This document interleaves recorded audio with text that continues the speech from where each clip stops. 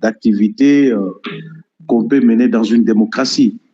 Et donc, nous avions informé et nous sommes sortis main nue, sans armes, nous dirigeant, parce que le point de ralliement était le siège décidé qui est juste à côté. Donc nous avions 2 points, le siège décidé et d'envol.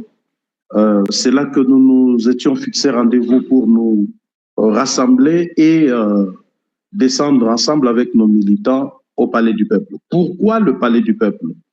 Nous avons estimé que les débats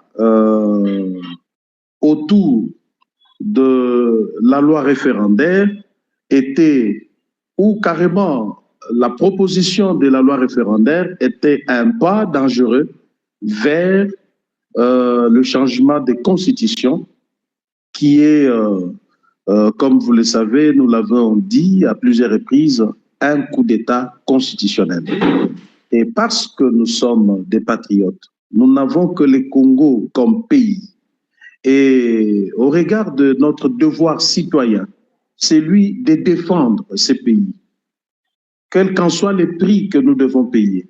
Et conformément à l'article 64 qui nous donne ces devoirs sacrés de pouvoir empêcher tout individu, tout groupe d'individus à gérer ces pays en violation de la Constitution, nous nous sommes dit que nous allons dire à ces députés que la trajectoire que vous avez prise va amener le pays dans un trou profond. Et c'est un message que nous avions prévu pour adresser aux députés. Parce qu'il s'agit des députés, parce que la proposition de loi émane d'un député et les débats se passent là-bas. Non, je rappelle que les députés ont déjà fini, ils ont déjà voté cette proposition de loi qui a été envoyée au Sénat. Peu importe qu'ils aient déjà voté, mais il était important que nous puissions les rappeler que l'acte qu'ils viennent déposer est un acte suicidaire.